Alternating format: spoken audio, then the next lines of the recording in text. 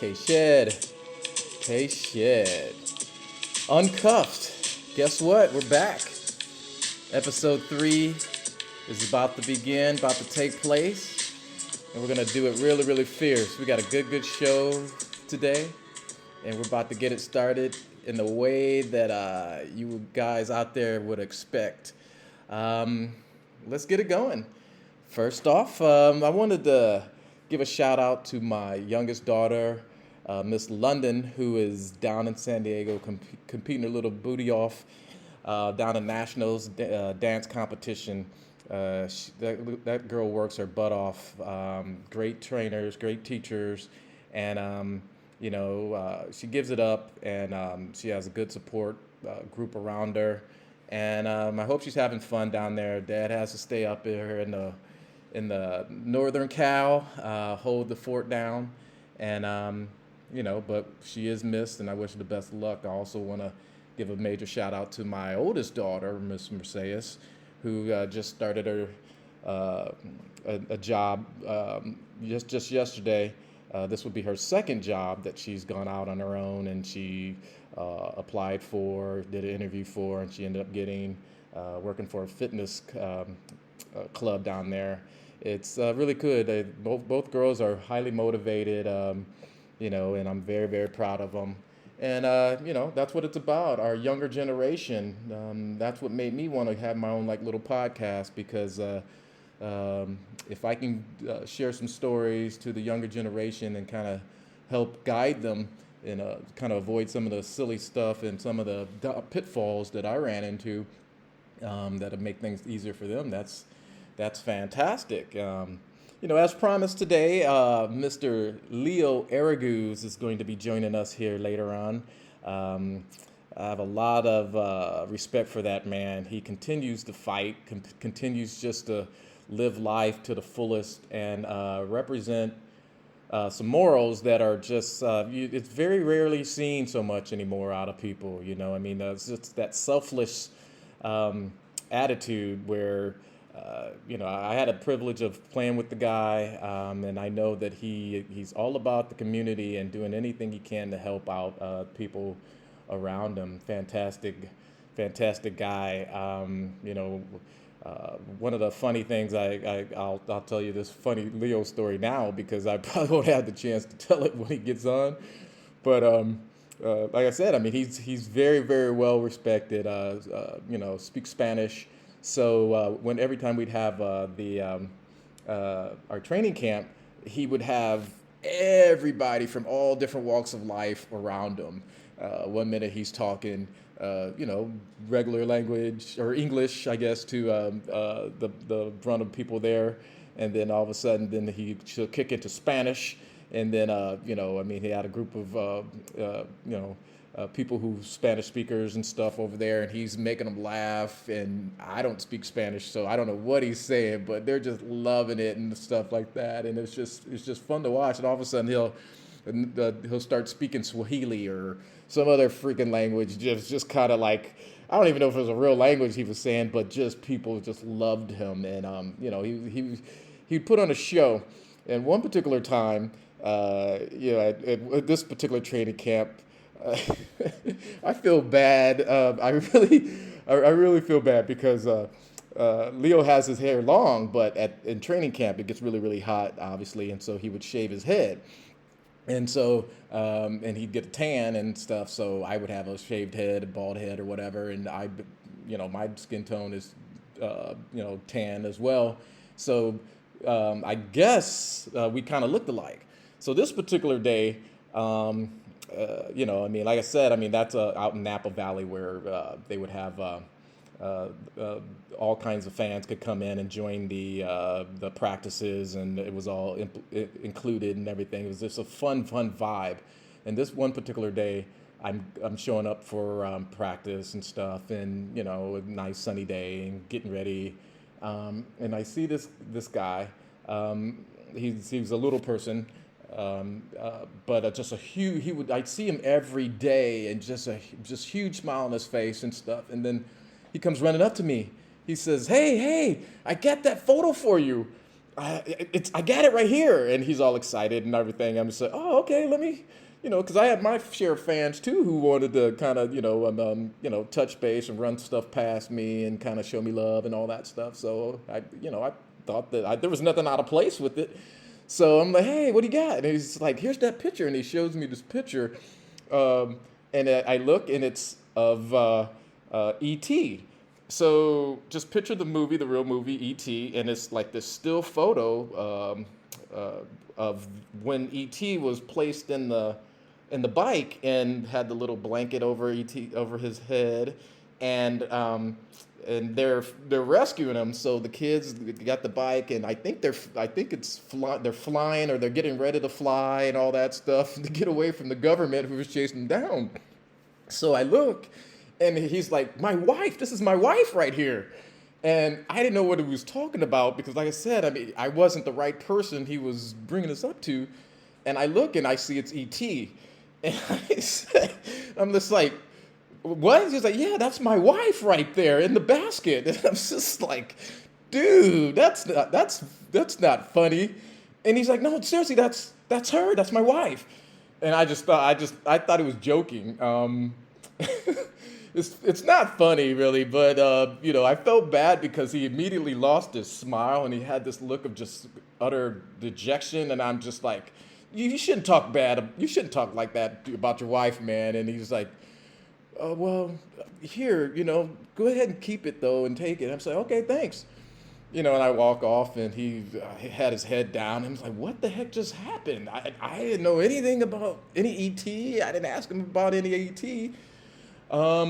So I found out later on that his wife was the star and she was playing ET and she was actually E.T., but with the makeup on her and all that stuff, and that was her sitting in the basket. And I'm just, and when I told Leo that, his face just dropped. He's like, oh, he went the strongest. Are you kidding me? I'm like, yeah, dude was pretty upset too. And I was, oh, wow. We both kind of came up with a plan. We got to find him and apologize. And I think Leo made it all better, but he told me, dude, just stay over there. Just stay over there. And I did. That's how we rolled. As far as like we had a connection with the fans that was like no other and all that stuff. And to this day I still have that picture, and I'm sure it's worth a lot of money because I have a signed picture of the actress who played E.T. And that's my funny Leo story and all that stuff. But a lot of good competition stories too. Him and I went to battle. We were on special teams together, and we fought hard. And we actually came in at the same time and kind of have the same background. Leo was by no means a high draft choice or anything like that. He came in fighting to try to get a roster spot. I think that's the reason why him and I connected so very well. Because we showed so much grit coming into training camp when most people didn't know anything about us. And we showed Raider fans, the Raider Nation, what it meant to be the underdog that's going to fight and to do what they have to do to make the team. We were rewarded, like I was saying earlier. Mr. Davis loved that about us. One of the things that I took from that was that it wasn't like Mr. Davis had a infatuation with like violence or anything like that. No, he's from New York, I mean, in New York, you just don't take anything from anybody. You go, if you want something, you go out and you get it, and you do what you have to do in a respectful manner to make it happen. And that's what he expected out of his players and stuff. And I remember one time with, when I just made the team, but I had another guy who I was competing with for a third receiver spot. And, I didn't know at the time, but this dude was when it was time to do walkthroughs, what he would do is he'd go super hard and he'd grab me, and we're just doing walkthroughs, do plays, and he'd grab me and hold me, prevent me from getting off the line. And I didn't catch that until a couple different plays. And one thing I noticed is that he was doing it because Mr. Davis was over on the sidelines watching our practice. And I'm just like, oh, okay, I see what this guy's doing, stuff. So, then I started taking up my game. So next play, I get out there because I am the designated third receiver, and I'm not going to relinquish my spot, but he's trying to take it from me by making me look bad. So I said, okay, hopefully he's going to catch it, and I told him to back off a little bit, but then the next play he did it again, and he grabbed me, and this time it was on. I pushed him back, he grabbed a hold of me, and then we're locked in a back and forth tugging match, and it's just, the fight's on, really, the best you can do in pads and a helmet and all that stuff. You're in your football gear. So we're trying to toss each other around. He grabs me. I try to grab him and fling him around. He spins and stuff, and then he starts grabbing the collar of my shirt, and I'm like, my head, my neck and everything's getting yanked back, and by then people are like seeing us fighting and stuff, and and so I know, oh shoot, he was slightly bigger than me, a little bit taller. So he had that advantage, long arms too. So, and by rights, I was actually losing this fight. And I'm just, oh my God, I'm about to lose this fight here right in front of Al Davis. And what do I do? Just like in the movie Terminator, if you guys remember that, there's a reference that I use where the Terminator is, he's sitting in the hotel room, and he's planning his next move, and he's trying to figure out where Sarah Connor is, so he can go find her. And then but everything in the room just smells like crap. So the landlord comes by and he says, "Hey, buddy, you got a dead cat in there or what?" So they superimpose his choices, and it says, "I'm busy now. Come back later." You can list of responses. You can say, "Yes, there's a dead cat in here. No, thank you. I don't need any help," or whatever. And then it gets down to the option B or E or whatever, and it says, "Fuck you, asshole," and it clicks on it, and that's what he says, "Fuck you, asshole." And the landlord, "Well, okay, all right," and he just shakes his head and walks off and all that stuff. And then the Terminator goes back to what he's looking at to try to find Sarah Connor. It's brilliant, just brilliant. One of my favorite movies of all time. I'm a huge Arnold Schwarzenegger fan, and that was just the little details to me are just what makes the movies so special.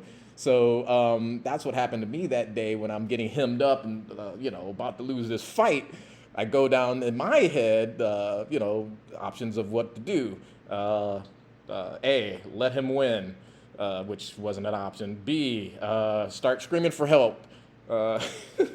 C, say, okay, man, you got me. All right, let's stop this and try to reason with them. That's C. D came up, and I chose D.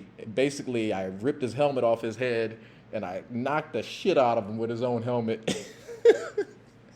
Ended the fight right then and there. Gave him 10 stitches in his head, and the fight was over with. So yeah, one of those things that I guess when I was a police officer, I couldn't really kind of share those stories and stuff like that. But I thought of this idea of having a podcast and calling it Uncuffed, so I can share more stories like that, because you guys probably all think of me as like this nice guy. That's what a lot of people would say. "Dude, you can't be a cop. You're too nice." And I was just like, yeah, okay, let's go with that. When you get to that point where you got to make a statement, you make a statement. And I had to make a statement at that particular time to preserve my standing in the receiver corps as number 3. And do I feel bad about it now? I kind of do, yeah. Obviously, it's especially a couple years back. That actually happened in an NFL game where a dude ripped the helmet off the dude's head and then hit the quarterback, and I was just like, oh my goodness! I just put my head down and was like, oh wow, that did look bad. Why? It was really bad. But He felt he had. I don't know if he had to do it in that particular case, but my butt. I was about to lose this fight, and and shoot. Anyway, that's Al Davis. The myths are true about this guy. He's a very, very powerful, very, very mystical, but very brilliant-minded person. He encompassed the respect that comes with that name too.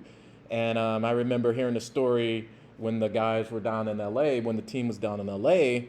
I'm not going to say the player's name, but I guess one of the Raiders went down to South Central LA, wherever the club was or whatever. Anything in LA is just, has its perks and stuff, but at the same time, you can find yourself in the wrong element as well. So I think that's what happened in this one.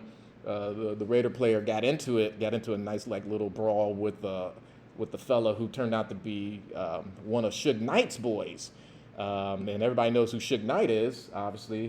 Death Row Records founder, just hardcore dude, pretty formidable force himself to deal with.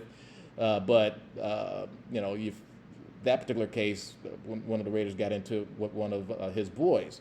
So apparently, that it gets back to Suge Knight.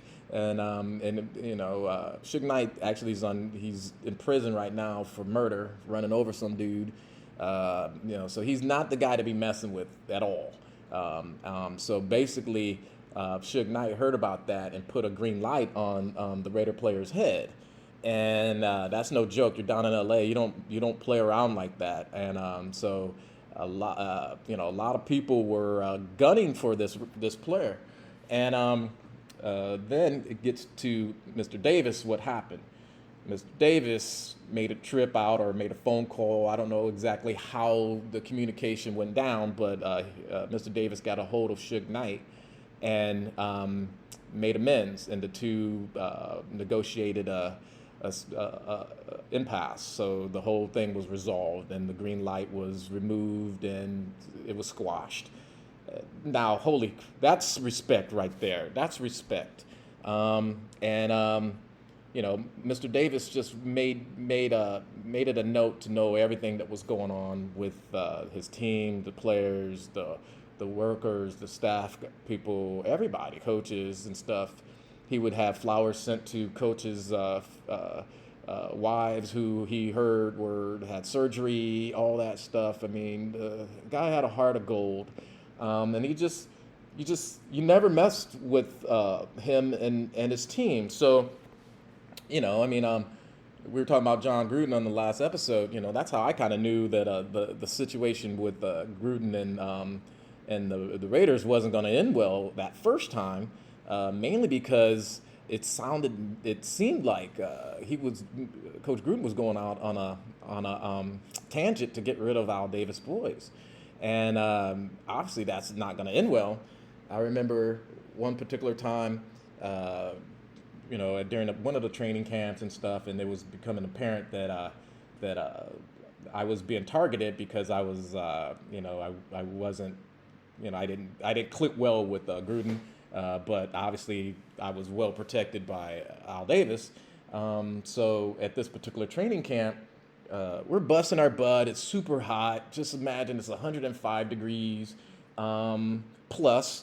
That's back when training camps were just nuts, and 2-a-days and just full pads. You're trying to pummel each other, and very little water breaks and stuff like that. I'm exaggerating on that one because they would have water breaks throughout and stuff, but you didn't have time. You're out there freaking busting your butt trying to make plays, and if you took a play off, you'd have somebody trying to steal your position. So you're going out there with very little anything nutrient-wise and stuff, because you're trying to compete for a spot. And this particular time, Gruden, like I said, he has this knack for motivating people. So he stops practice. He says, "Okay, I'm gonna take care of you guys. If this last drive of the day, you guys give it all up.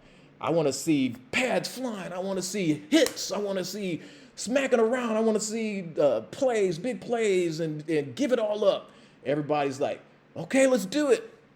So offense goes against defense, and it's great. It's a great series. Boom, bam. I think offense won on that one, and defense just barely missed out on everything. But the offense prevailed on that particular day. All right, so everybody's excited, and Gruden's like, "Thanks, guys. All right, you proved you could accept the challenge, and you guys bust your butt. Offense won this one, and." But I'll tell you what, I'm going to take care of everybody. And everybody's like, all right, here's what we're going to do. If you're married, engaged or whatever, you have no curfew. But if you're not married, no fiance, I want you in by 12.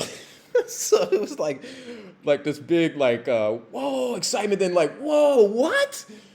As you're young, you're not married at that time and all that stuff. But so now I got to come in at 12 while the other cats can party all night. And I was just like, that didn't seem fair because I was out there busting my butt and stuff too, just like everybody else. It just didn't feel right. It's just one of those things. It's kind of like, oh, all right. So anyway, no big deal. You still got to do what the coach tells you to do.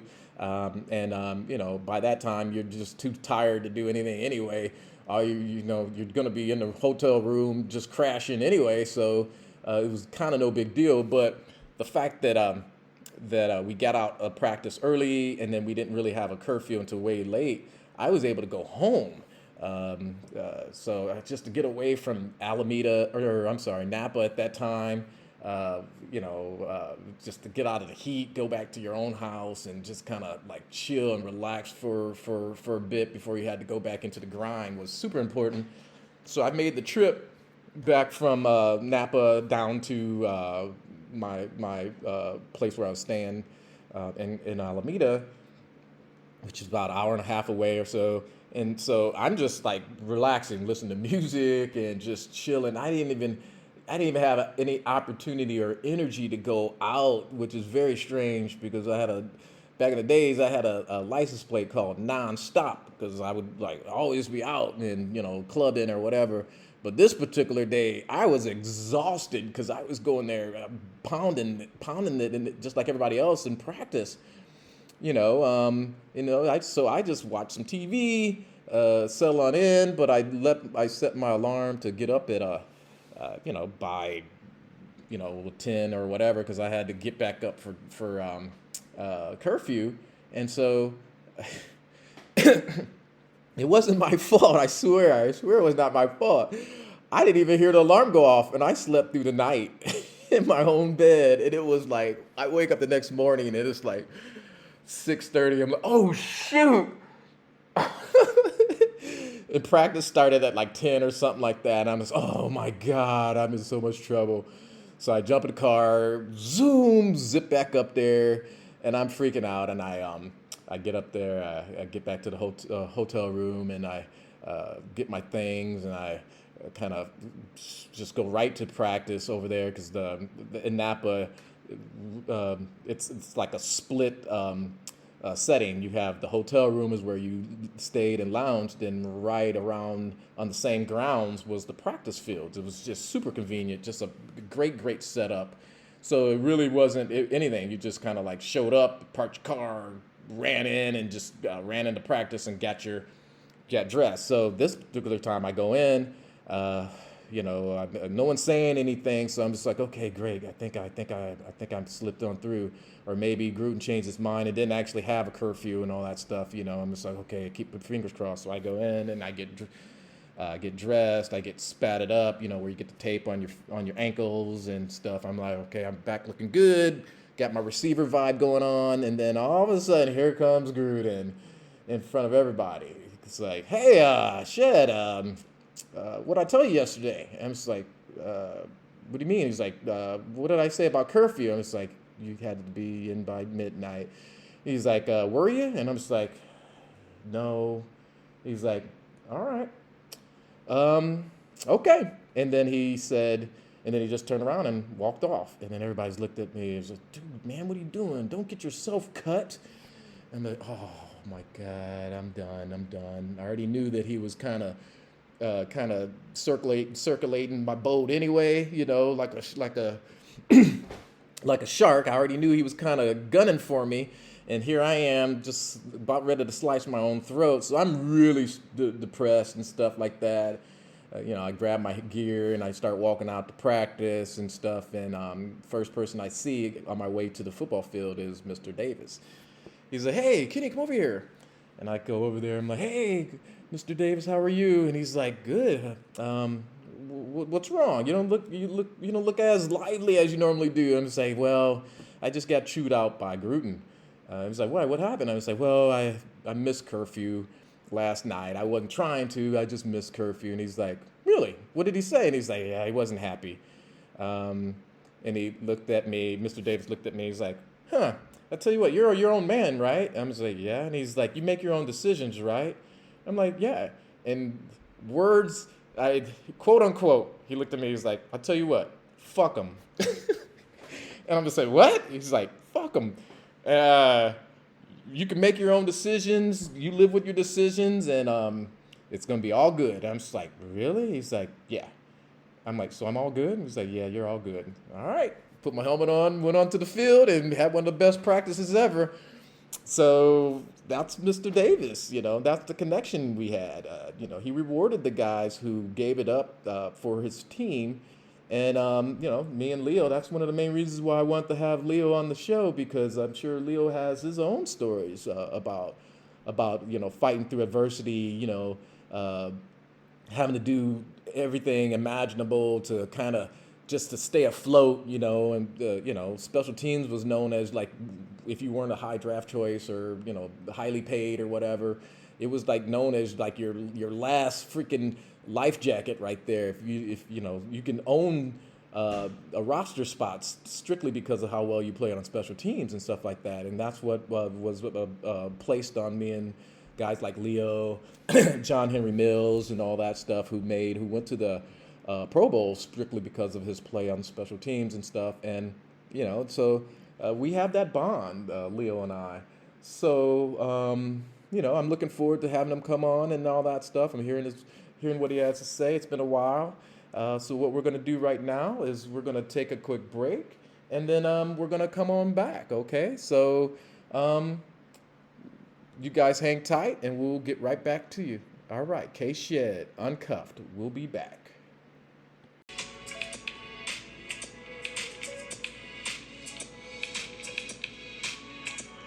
Woo! Woo-hoo! We are back. K-Shed, Uncuffed.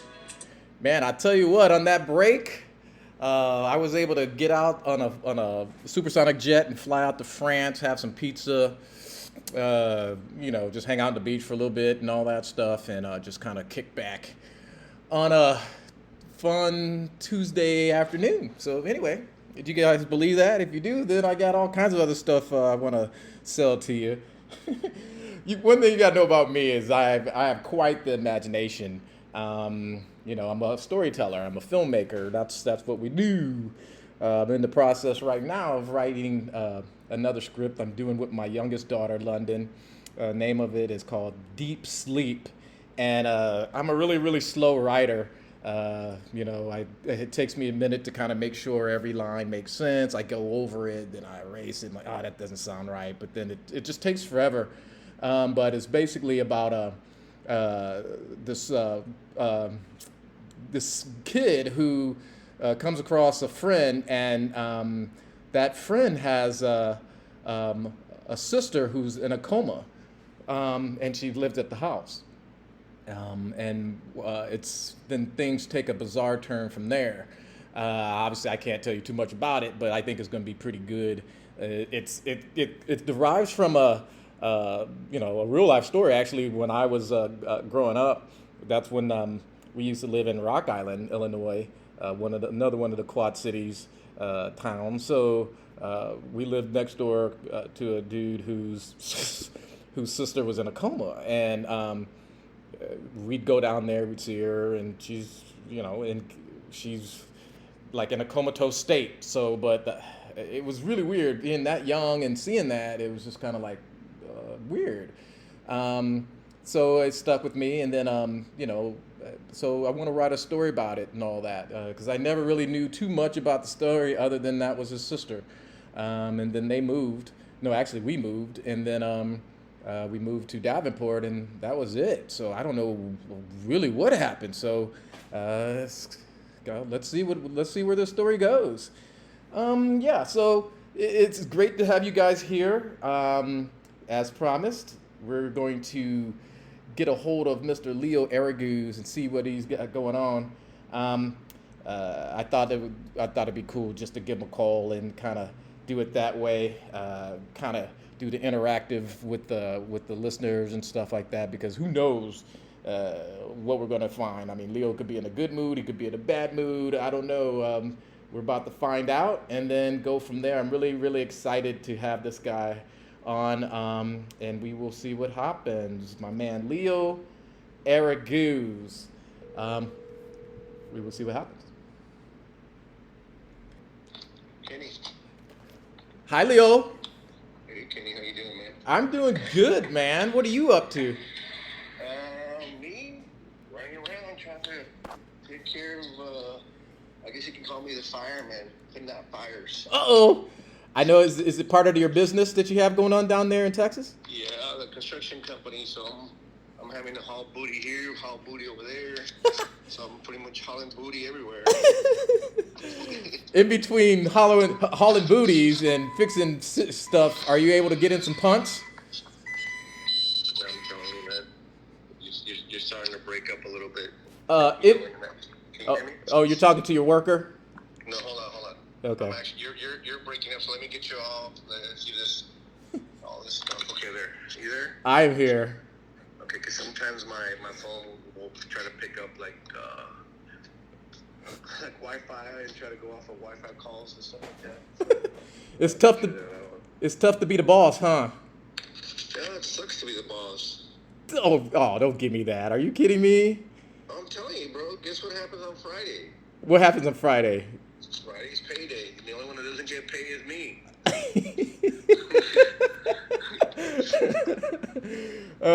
Is that the only day that everybody shows up for work too on Fridays? Hell yeah. They show up on Thursday late and they want to give you like this whole story. Look how much work we've done. And I'm like, really, bro? You've been at it for almost 17 years with this business. You think I've learned this yesterday?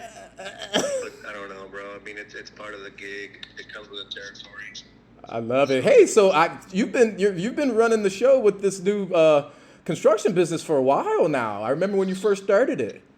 Yeah, I mean, I went from being a pro player to just being a contractor overnight. You know, with the situation that I got in with the contractor and my house falling apart, I had to end up suing the contractor.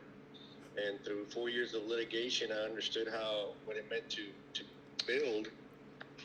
So by the time I got out of the league, I kind of was already in the construction business, trying to build some of my investment properties. Wow. And since I fired the contractor, I got stuck with the jobs of my own, and me, blessed to speak Spanish, I can communicate to some of the guys that play soccer. Well, next thing I know, I have the plumber playing soccer with me. I got the tile setter playing soccer. I'm like, oh, these are all the guys I need. Huh. So it was kind of easy. It fell in my lap, and I had to learn the trade on my own. And after a while, you surround yourself with good people that help you out. Say, hey, Leo, make sure that they do this, make sure that they do that. They don't cut corners here. And so, you start learning the business. And so by that course of surrounding myself with good people, I've been blessed to build a good product. But the problem is now with the market the way it is, and a couple bad apples out there. Some people, want to label all the contractors as crooks. And then again, the first three letters of contractor is C-O-N, so everybody thinks we're cons. Oh, wow. So, not to twist it and everything, but we were kind of used to dealing with some of the people like that. I mean, in the NFL, Remember, people they come out of the woodworks and want to just kind of hang out and rub noses with you just because of your name, just because you played in the NFL. Is that kind of similar to people we're talking about? Fake? Yeah, I mean, it's just in general, just also the clients, Oh, wow. that they're trying to get obviously the best product, and some of them don't want to pay for that product. And so you have a client that's got a wine taste but a beer budget. Ah. So it's like you can't be ordering wine when you can't pay for it. Wow. So, Dude, you sound like a responsible business owner, bro. That's weird. well, I tried to, but here lately, man, it's kind of hard to kind of continue doing the right thing. Well, I mean, you do the right thing at the end of the day, but it's just having to deal with people that want everything for free. If you don't do it, then you become the bad apple. You become the bad person in the situation, because they can really easily ruin your reputation by just saying, "Oh, he's a bad contractor. He's a piece of crap because he doesn't want to do this or do that." And just by them doing that, it could ruin your reputation very easily. You could build 100 good homes, Mm-hmm. and then that one bad home that they are not happy with it, then that could ruin all 100 good homes that you build. Oh, no way. It's just our society, bro. They would rather see you fail than be successful. Wow. Because the way I see it is, it's kind of hard to continue seeing people being successful around you, that it becomes envious, and they just become where it's jealousy, and especially with the whole social media, that everybody's about posting stuff that they want to look themselves real pretty on paper, but then in reality, like you look a little deeper, you see that the people are not putting up the truth about it. Oh, yeah. Yeah, media-wise and all that stuff. Yep, media-wise and social media, Mm-hmm. where they even the pictures that they post, all those filters nowadays, man, it's to cover up the crap. Wow, that's a good point. I never thought about that. I mean, I've never seen myself. Every once in a while, my wife wants to do one of those cutesy little filter type stuff and everything on some of the photos we do. I'm like, will you stop doing that? I mean, that's not me, right? I mean, hey, if I got a wrinkle here and there or whatever, just leave it alone. It's a reason why it's there. That's because of hard work. We paid for those rings. We did. I've been doing a lot of bragging about you, man. And then you Google the name Louis. Well, wait, what's the real name? Leobardo. I never knew that. I had to look at that again. I'm like, Leobardo, who is that? Is that Leonardo's cousin or something? Yeah, all I did is just change the N to a B, so it's Leo and then Bardo. He'll do the Bardo. He'll go out to the bar and do it. So it's Leo Bardo. Leo does a Bardo. That I love it, man. I love it. It's a beautiful name anyway, and I mean, it just we've come almost. Our stories are almost the same, bro. I mean, as far as like coming up, nothing was handed to us. No, bro. I kind of dug into your background and stuff. Born and raised down in Texas. Yes, sir. Now, is Harlington the younger brother, or is Arlington the younger brother? Okay, Arlington is in the Dallas area. ARLINGTON. Uh-huh. And Harlingen with an H. Oh, It's Harlingen. Harlingen. Got So it's it. two different animals. And so everybody, when I first came into the league and they were asking where I was from and all that, I would always say, Harlingen. Oh, Harlingen, that's the Dallas area. No. Harlingen. Oh, Harlingen, where's that? I said, that's down by Mexico, down by the border. Yeah. Forget Taco Bell. I run to the border when I go home. Oh. Hey. I literally run to the border. I want to say a good 10 minutes, 15 minutes from the border wall, bro. Hey, well, shoot. I remember I went down there for your training camp or your kids camp, and we went to South Padre Island down there, and We also did a little international tour. Yeah, it was great, man. I mean, you're right there, and the thing about it is, like, I remember when I went down there is that you you had all these different programs all set up for your hometown, and then the surrounding areas too. It's just kind of like you never really forgot where you grew up and where you came from. Correct. I've been blessed, bro. I have to try to promote as much as we could with our you know our surrounding towns and all that, because we have a little we call it the Rio Grande Valley. It's a Rio Grande River. Yeah. But it's called a valley because we're so low and deep down into South Texas. We're so far south, bro, that we got Mexico that's above us. So we're in northern Mexico, just literally. That's how far south we are. Wow. So, I mean, we got the Gulf of Mexico. If you go south, if you go a little bit east, you'll hit the Gulf of Mexico. If you go south and stay a little bit west, you end up in Mexico. Oh, so, man. It just depends on which way you want to go. Yeah. And for us to get anywhere near the next city, we have to literally drive like a good 2 hours north of us to hit Corpus Christi. Really? Those 2 hours of driving is all just it's a ranch. It's called a King Ranch. Really? And if you look it up, it's one of the biggest ranches in the whole U.S. It's nothing. There's nothing in that ranch but just hunting and big game animals, but they're using a lot of those wind turbines and oh yeah all that secondary type of energy, you know. Oh wow. So do you remember back when President Clooney, or what was his name? Was it Clooney? No, that was Clooney. Was President Clooney? Oh my goodness, Vice President Clinton, and who was his vice president? The caucus. It was, oh my God, I'm drawing a blank. Anyway, he came down here and shot a guy in the butt. Oh, I heard about that. Yeah. Oh, I know who you're talking about. The president was down here doing a hunting trip, and apparently the shotgun went off, and he hit someone in the buttocks.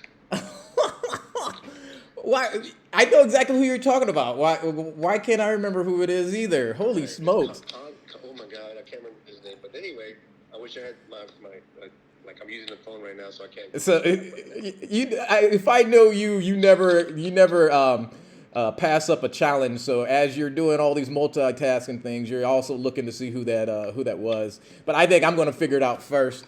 But just to kind of dive in deeper, so you also went to Stephen F. Austin College down there, or university? Correct. Yeah. University, correct. Did you do any other sports or any positions other than punter? When I was in middle school and all that good stuff, high school, I was a receiver / outside linebacker as well. Oh, really? And then I played soccer, I played basketball, of course football, and I was pretty much in the track and field around the 100, 200, the 4x1, long jump, high jump, and then I broke my leg, man. I almost had my leg amputated, and so I had to stick to one sport, and that was soccer, and I was a goalie. So being a goalie, that's how I learned how to punt. Oh, wow. So they gave me a football and said, hey, can you punt this? And I said, yeah. And he said, okay, well, next thing I know, they're offering me a full ride to go punt at Stephen F. Austin. So that was the only offer that I had. Wow. Hey, I got to ask you a favor. Can you I don't know if you're moving away from the phone, so I can, sometimes we can't hear you so much, but, Yeah, hold on. 'Cause I'm trying to cheat and find out. God dang. Cheney. There you Cheney. I told you I was going to get it. Vice President Cheney. I remember hearing about it. I didn't know that it was down there by you. Yeah. There you go. Does that sound better? Yeah. I knew it wasn't President Clooney, but I know that he was like. There's no President Clooney. It was with a C. It was Vice President Cheney. Cheney, yeah.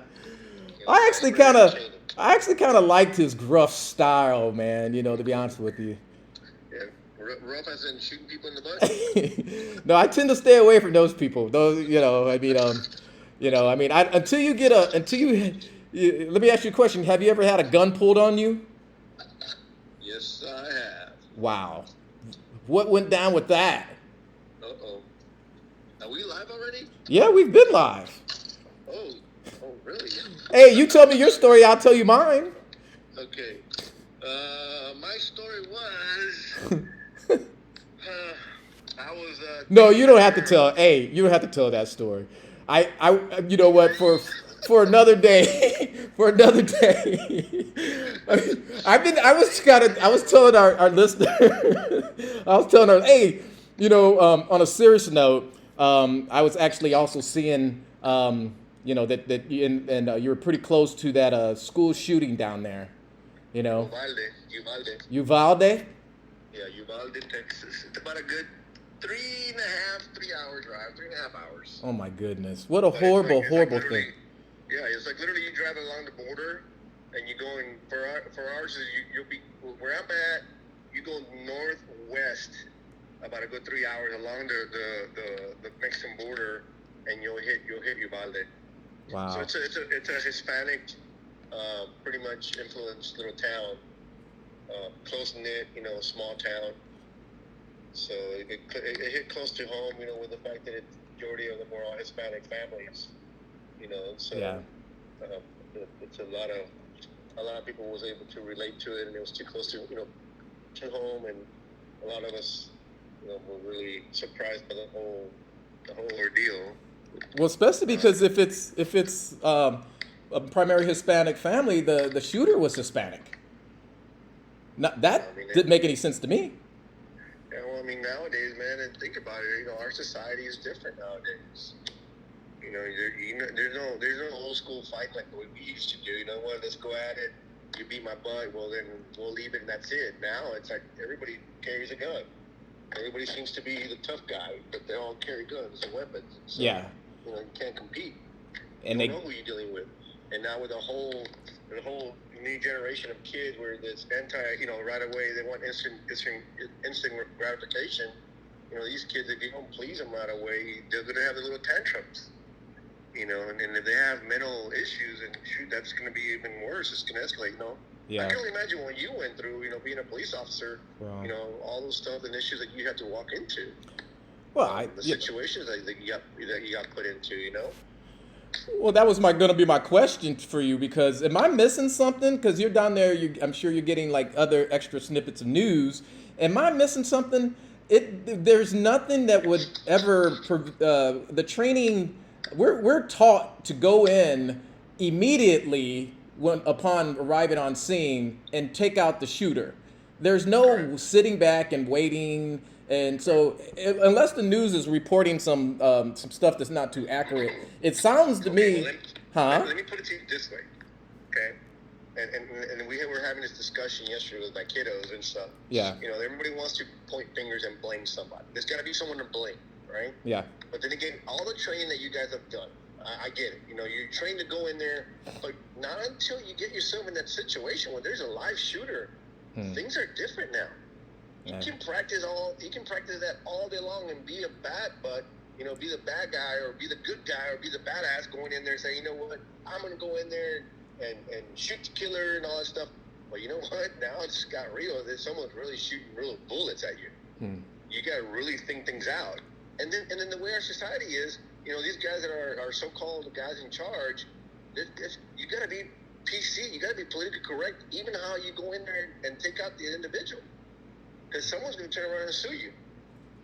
Everything's about lawsuit. Everything's about liability. Everybody's bent out of shape about liabilities. You can't even do anything nowadays that, everybody wants to sue you. And you got to go get a lawyer to protect you, even though you're innocent. Our society has gotten to where you are guilty until proven innocent. There's no more innocent until proven guilty. Anybody can sue you. Anybody can accuse you of things. The first thing you got to go do is defend yourself. Yeah. And so our society is different. So, you can throw things out. The way I see it is that, they could have done this, could have done that. You have a guy sitting in front of a desk looking over the situation that happened. Well, I would have done this, even when, put it in a playbook in a football game. Yeah. Well, I should have punted the ball right away from Deion Sanders, but the wind was blowing a certain direction that I couldn't go right. We had the rush coming in from the right side. I had to go left. Yeah. And next thing you know, freaking Deion is returning the ball for a touchdown. Dude. So there's a lot of things that could happen right at the middle of the game and right in the middle of the situation that things change. Could things could have been different? Yeah, most definitely. And it's easy to point fingers when you're not in a situation of life and death. Well, so you're saying that the officers on scene, that it's confirmed they are actually on scene and they can hear gunshots going on, and they refuse to go in. Is that correct? Yeah. No way. Exactly. I cannot. My mind can't accept that. Behind closed doors. The door's locked. Yeah. They hear shooting going on. They hear situations going on. You're gonna rush into a door not knowing what's gonna be behind that door. There could be a kid at the door. There could be 3 or 4 kids, barricading the door. There's no telling what's behind that closed door. But that goes completely against all the training that all the officers throughout the country get. There's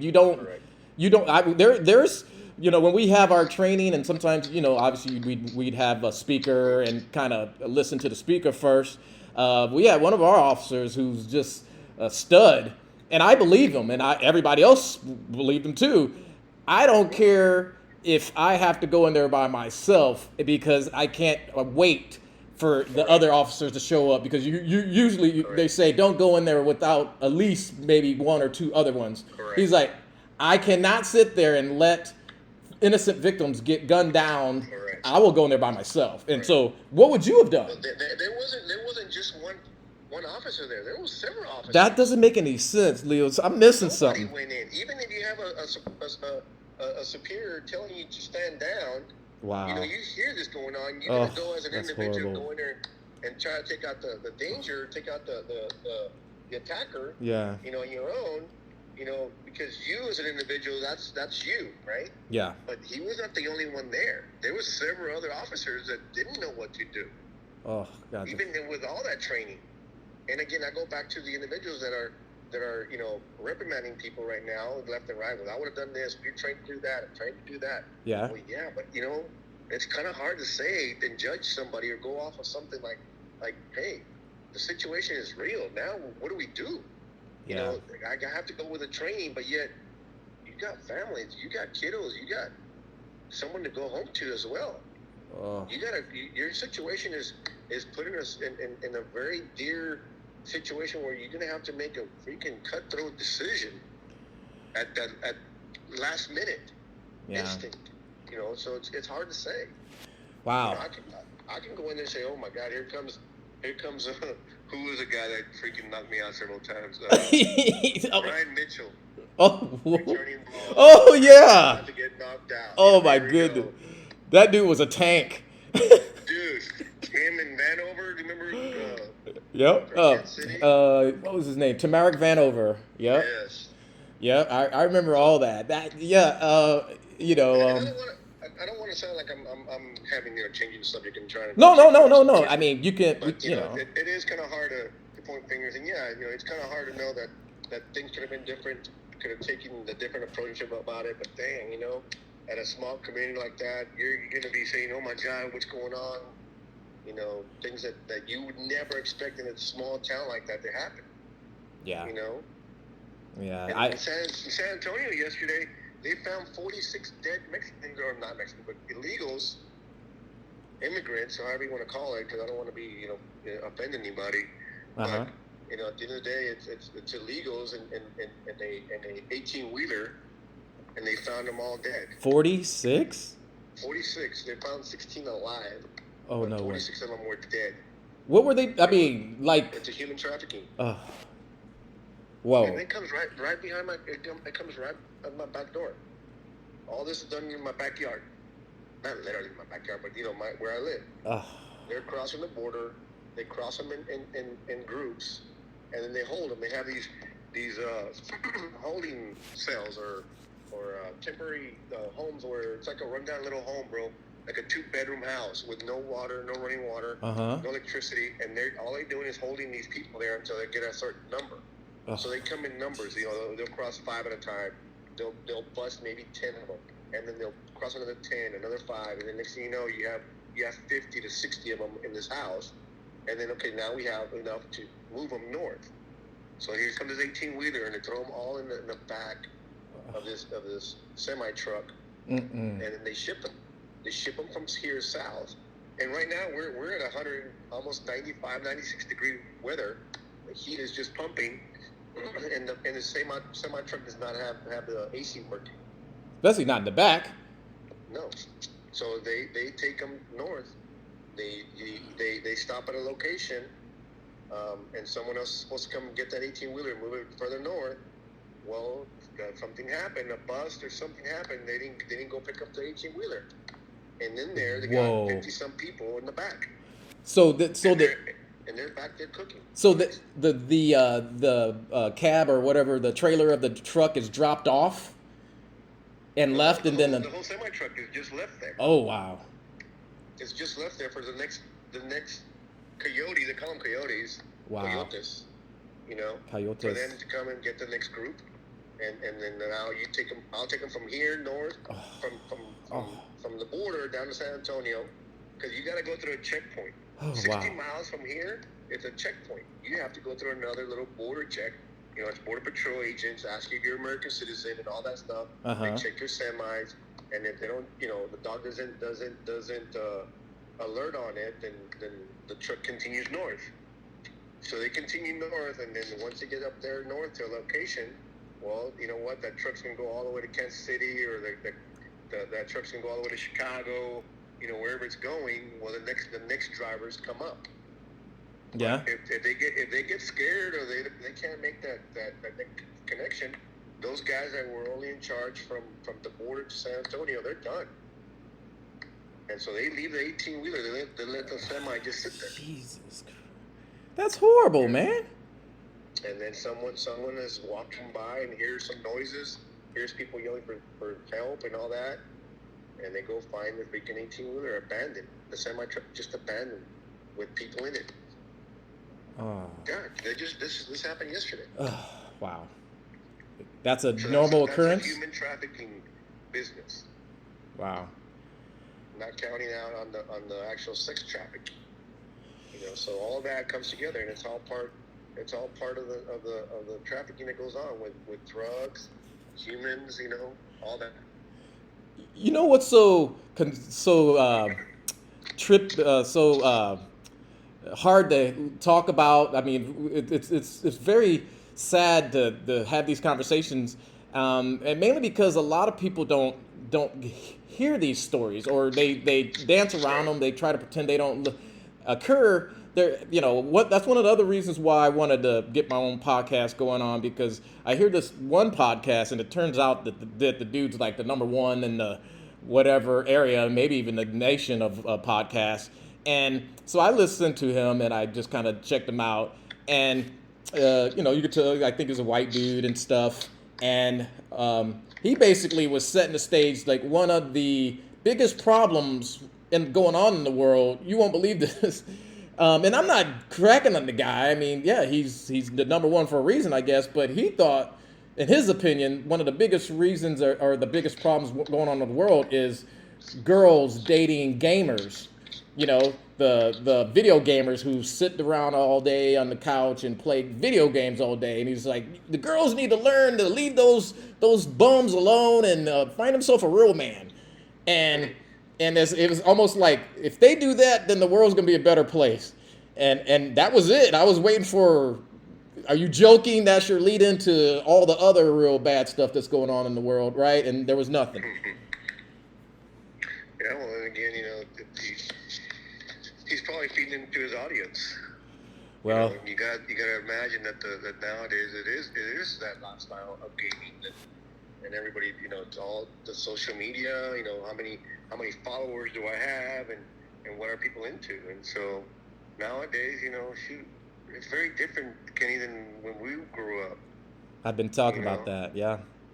How did we get entertained when we were on a long trip going from here or there, and we didn't have any cell phones. We didn't have any devices. All we did was look out the window. No, we played games, we played cards, and just the camaraderie part is what was big. Maybe that's what's going on with these youngsters in the NFL now too, who seem entitled and not worrying about football. They worry about all the other thing, like Antonio Brown, live streaming in the locker room after a freaking game. Come on, man. And and upset that Coach Tomlin's fined him for that. It's a different breed. You're right, man.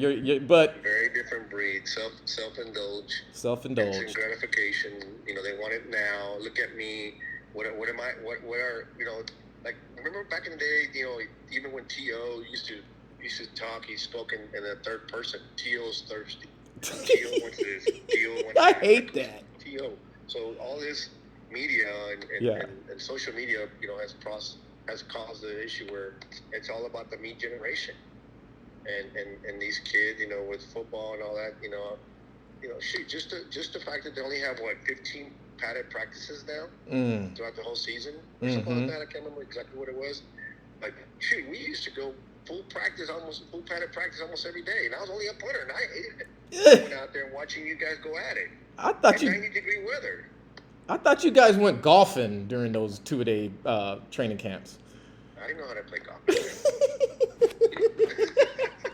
All I did was just like to watch you guys bang and hit, and so make fun of y'all. Yeah. Hey, well, shoot. Don't sell yourself short, man, because you were out there balling, and I've seen pictures of you. And I was there when you're tackling people, and and you hold the record. Hey, what's the NFL record you hold? It's fantastic. Oh my goodness. Well, it's something to brag about as an individual. Yeah. But it's nothing to brag about when it comes to your team offense. That's true. And it's most punts in one game. 16. 16. Oh man, I remember that game. You had and that's another just mind-blowing stat. Over 700 yards of punting that day. Yep. That's nuts. Yep. I remember that. I had more yardage than I think our offense did. I think both offenses combined. Crazy, right? It was Yeah. in San Diego, and then we're just going back and forth. Uh-huh. And all I remember was that some reporter came up to me and says, "Do you know you just tied the NFL record for most punts?" I'm like, "Huh?" I just kind of looked at him. I'm like, "Dude, I'm in the middle of a game. You're telling me this crap right now?" In the middle of the game. Yeah. And then it's like, then it started hitting. It's like, no wonder my back is hurting. Yeah. No wonder my leg is starting to get a little tired. But just the fact that we ended up winning the game, and I had a pretty good average that game, and so shoot, just remember, I punted 16 times, bro. How many times did you go out there and cover those punts? I was exhausted. Yeah. Exhausted. And we never took notice. And the funny part is, there's a little bit backstory to that. There's not so much backstory, but what happened afterwards. With Gruden. Actually, my record is done on John Gruden's offense. And I love John Gruden, don't get me wrong, but at the end of the day, if you're going to be an offensive guru, but yet you have a punter with 16 punts, NFL record. That was his first year, though, as the coach, right? 98. Yeah, I think that was his first year trying to get his established or whatever. He wasn't. I think we might have gone to 3 quarterbacks that year. That game, I mean. Yep. Jeff George and I think even Wade Wilson got to play. Wade Wilson. Wow. Yeah. Wow. There was a lot of turnover that day, and I remember it because as a receiver I was just like, man, because the starting offense wasn't doing anything, and they were just getting ready to telling me, okay, Shed, get ready to get in there and take over as one of the starters. And then all of a sudden, Wade Wilson gets in there, and you put Wade in there, and he throws a deep bomb to Jet, and the Jet catches it and just gone. Game over. And the next thing I know, I'm almost sweating bullets because I got to go hold for a kicker to kick the extra point to win the game. Oh, With Adam True snapping. Oh wow, God, that's beautiful. Those So were the days, man. Those yeah, were the days. so You know. definitely. Yeah. So, do you agree with what Warren Sapp was saying about Gruden? Do you think I don't know if you got a chance to hear it, but he was saying that Gruden is being blacklisted or whatever the word is that he used, and that the comments that he made weren't racist. I think it's unfair for Sapp to kind of go there because we still have to stay impartial regardless. I mean, there's two sides. What he brought up was Keyshawn Johnson, and me as a receiver, I can see and feel exactly what Keyshawn Johnson must have been feeling and why he wasn't happy when his plays and his playing time is getting cut for no good reason, which all of a sudden he's in a back and forth battle with Gruden. So if you listen to Sapp, come on now, you gotta throw in your teammates' point of view too. And I think that was kind of wrong that he didn't do that, and he kind of threw Keyshawn Johnson on the bus because Keyshawn Johnson was a legit ball player, you know. Well, I mean, you think about it. I think everybody's got an individual relationship with John Gruden or any head coach. Yeah, yeah. You know, so the whole thing, because when I was with the Raiders, I went through 3 head coaches. I had Mike White, Joe Bugle, and John Gruden. Yeah. So every head coach came in there with a new coaching staff. So we all had to establish our relationship with them. Yep. You know, so everybody had to establish a personal relationship with every single coach that came in. You know, and in this case, you know, with a head coach, you know, of course he's gonna wanna have his guys because hey, I came in and I inherited this team. That's not my quarterback. That's not my running back. That's not my receiver. So, you know, whenever you have some issues, and you gotta understand, wherever John Gruden has ever been, he's always had his guys, or he's want to bring his own guy. And I'm going. This is my personal. Well, no, I hear you. Experience with Gruden. What I saw with Gruden when he came in, he wanted to clean house. He didn't like Jeff George. You know. How could you not like Jeff George? Rich Gannon. Yeah. Yeah. You know, well, when he goes to Tampa, what does he get rid of? You know, he gets rid of Keyshawn Johnson. You know. And brought in his guys. Joe Jaravicious. Yeah. And so when he was at Philadelphia, him and the running back didn't see eye to eye. Can't remember the name of the running back. Yeah, who was back then? He was in Philadelphia as a OC. Oh, okay. So he was a great running back, and you know, again, like I'm saying, everybody's got their own issues.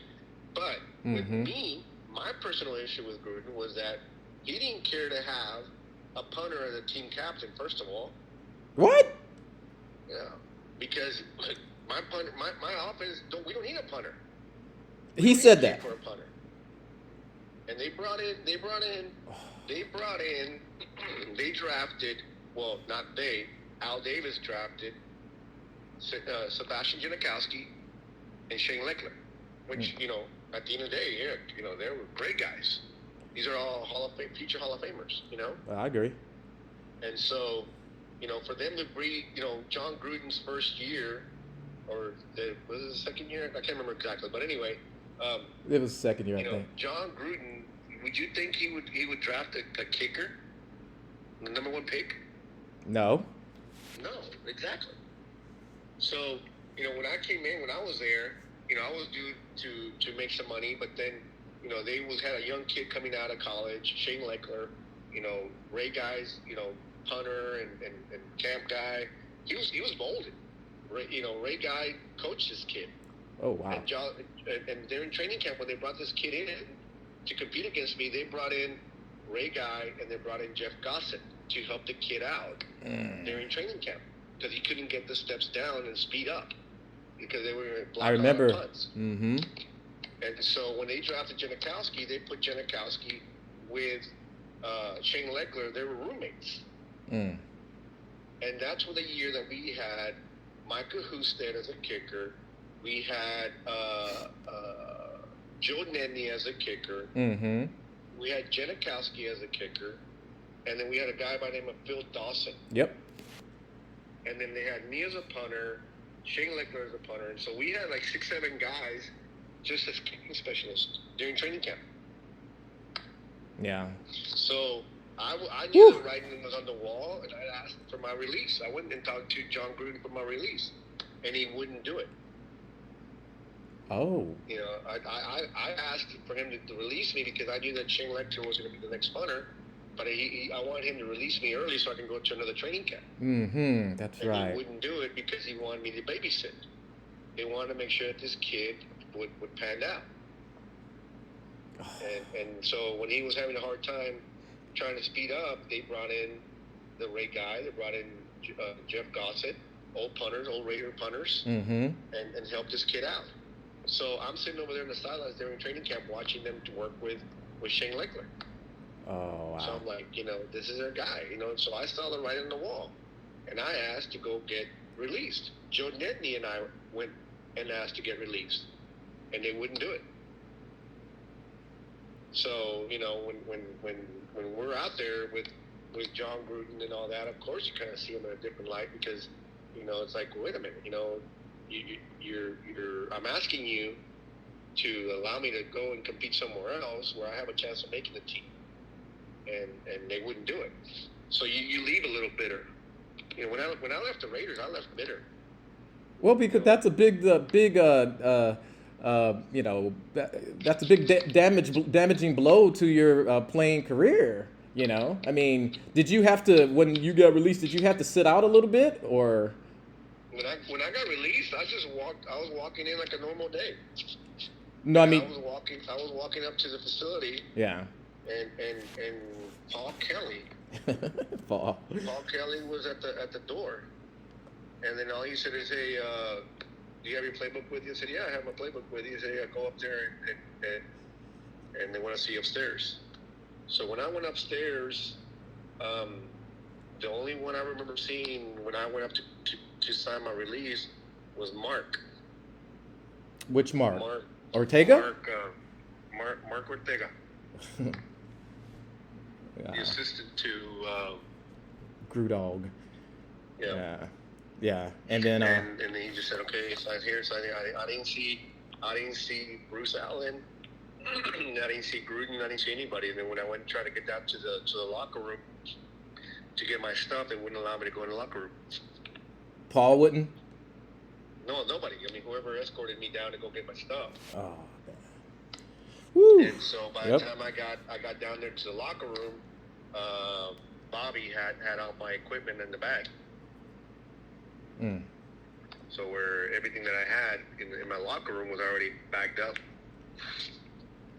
Well, so just, kind of to ease the mood, because I was there that day too, and that's kind of the same way they got me. Although Paul wasn't at the front, and so I walked in and I'm thinking everything's fine, but just something didn't feel right. And to this day, I don't remember saying this to Paul. He gives me a bad time about it. But I just remember walking in and it was an eerie silence. And I go by where my locker was, and then a bunch of the guys were still in there, and they were celebrating all that stuff. They saw me, and they kind of like, turned away a little bit. I'm like, okay, that's odd. So then I walked out, and I was like, okay. Then I went looking for Paul Kelly. And so I couldn't find him, that big old facility that they had over there. And finally I find him, like, "Hey, Paul, are you looking for me?" And they said, "Yeah, I am." And I'm just like, "Oh, man." And then so he walked me upstairs. And he says, when they were done and they walked me out, that he said, "Kenny, I wish you the best of luck." And I said, "Fuck you, man." I wouldn't doubt it. I mean, that's pretty much what I wanted to say too, but I don't think I said it because I think my Mexican side came out. I might have been cussing them in Spanish. Oh yeah, that's even worse, man. That's even worse. Yeah. Well, no, but I was going to change up the mood, because it doesn't matter who it is. At some point, if you play in the NFL, you're going to have a bad day, no matter who you are. It's just the reality of the NFL, right? Correct. That's business. It is business. It is business. But it sounds like you bounced right up and went on to play, do some damage for some other teams, and just kind of keep playing. You were beyond committed everywhere you went, you know. I was definitely blessed to get the opportunity to come in and play for the Raiders. Of course, shoot, being the first NFL game for the Raiders on a Monday Night Football game against the Kansas City Chiefs. But what better way to come into the NFL, going from a substitute teacher to being overnight an NFL player, Overnight. and then coming in and playing the Chiefs on a Monday night game. What better way to do it? I agree. And so it was definitely a blessing. Mr. Davis took a chance on me, and even though when I came in for the tryout, I had the worst tryout ever, and he ends up comes into the room where all of us that just tried out, comes in there, looks at me, he says, "Son, you're one of the best punters we've seen in a long time, but you don't have any NFL experience. But we're gonna have to sign this guy named Rich Camarillo. He's been in the league for 13 years, yeah. and we need someone with experience." So they're flying me home, and right before I fly out, at the hotel, at the what was it, the Hilton. Mm-hmm. Right. I'm walking towards the lobby, and Rich Camarillo happens to be there, and he looks over at me and he says, "Son, next time you get the opportunity to get somewhere, you'll be playing in the NFL soon." He says, "But you'll understand the situation where experience really is important to the NFL." And so I was kind of like, well, whatever. How am I going to ever get experience? And then no one's going to give me the opportunity to show them. So anyway, I left and I went back to say, you know what, forget it. The NFL's not going to be for me. I go back to substitute teaching, going back to doing my student teaching to be a coach and a teacher. And 2 days later, I get the phone call from Rusty Tillman and telling me, "Hey, you get your bags packed. You're flying back out." I said, "Well, what happened to Rich Camarillo?" And he said, "Well, he tore his groin. He can't punt." I said, so what's going to happen? He says, I said, "You have another trial?" He says, "No, you're punting Monday Night Football." So Whoa.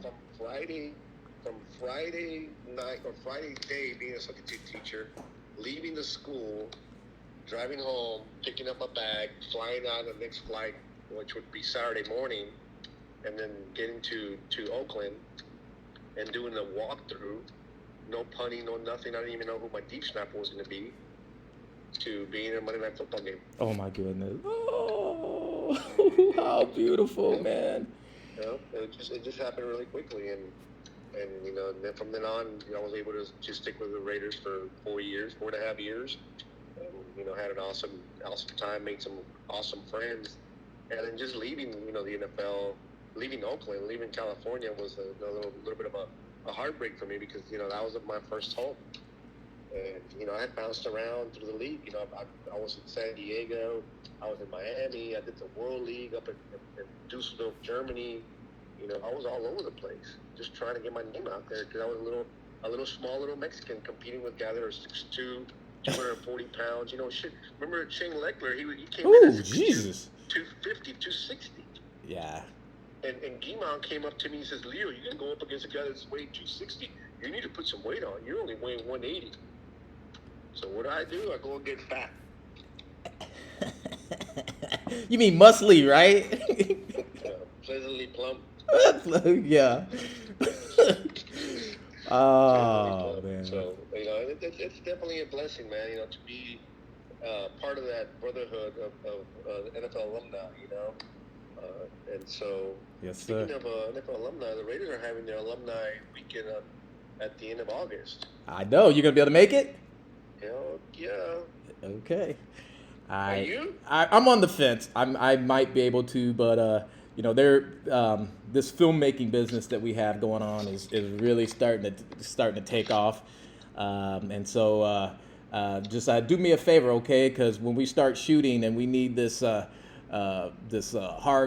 baller who can just handle any amount of pressure one way or another, but still know how to smooth talk someone who might be running out on the field wanting to start a fight, and kind of talk them down and make the peace and stuff, because you have that crazy ability to calm people down.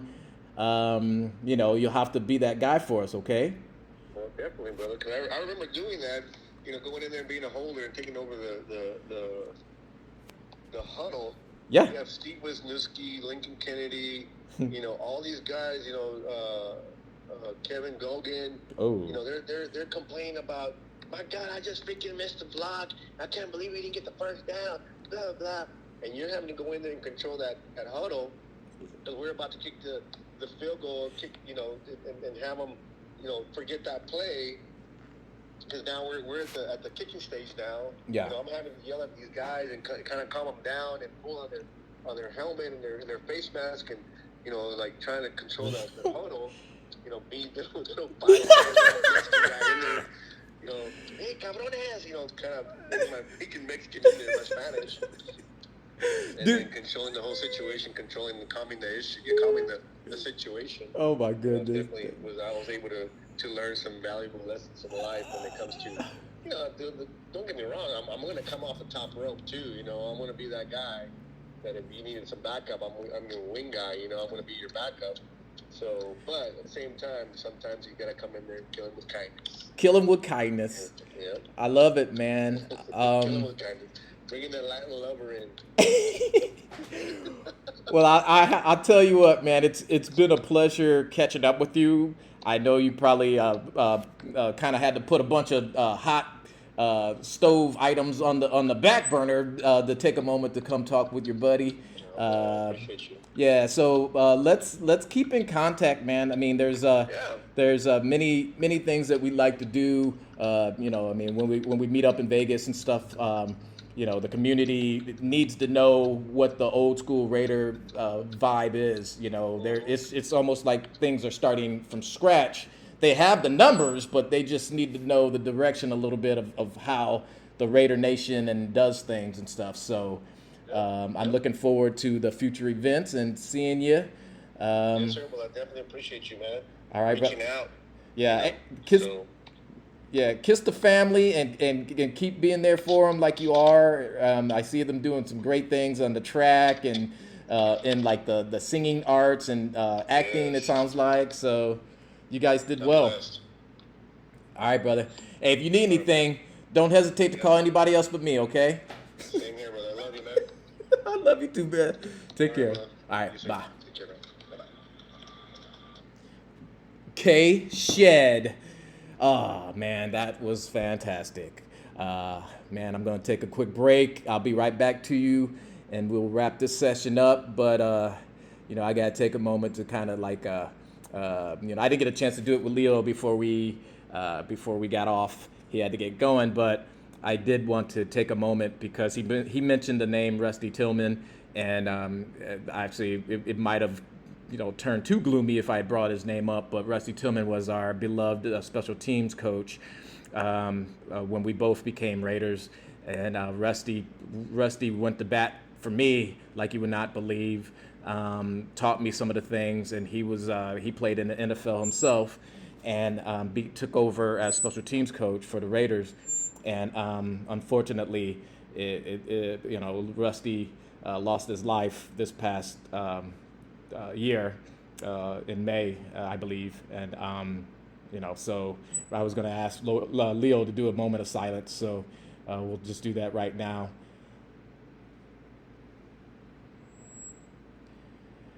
All right. Kshed, Uncuffed. We're going to take a quick break, and then we're going to wrap this up. We'll talk to you guys in a second.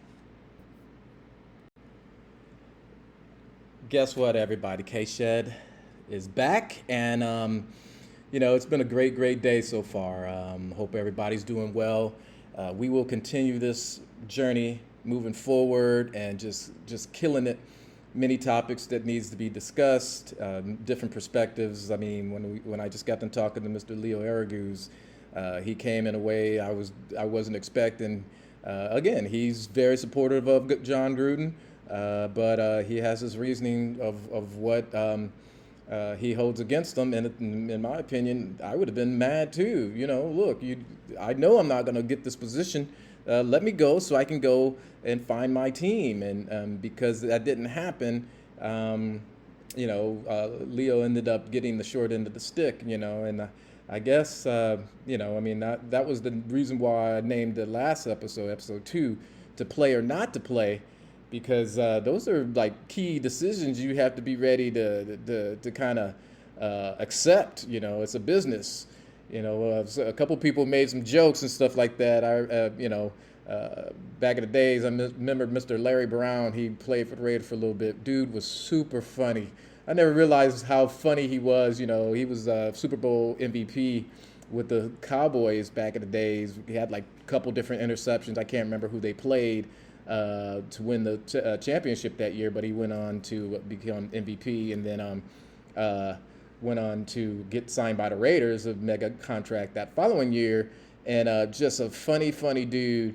And he would always say that, you got to get the money while you can. This is a business. You got to understand, when you're done, they're gonna throw you away like a can of Sprite. And guess what? It's pretty darn spot on when it goes down to like that. Very few people have the opportunity to go out on a retirement tour like, say, Tom Brady. He's earned it and stuff like that. But for the brunt majority of us NFL ball players, it's harsh reality as soon as your last play or last day is done. And the Raiders provided me a 100 incredible opportunity to play in the NFL. But at some point, people need to come to the realization that it's going to end.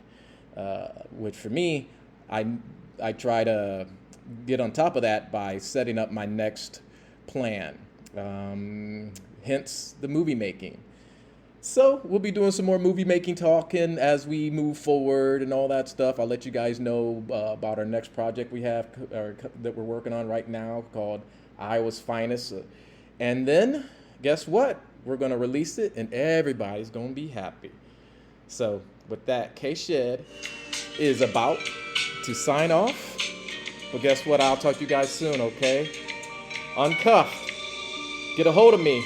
kshedduncuffed at Google, or actually at gmail.com, okay? Hit me up.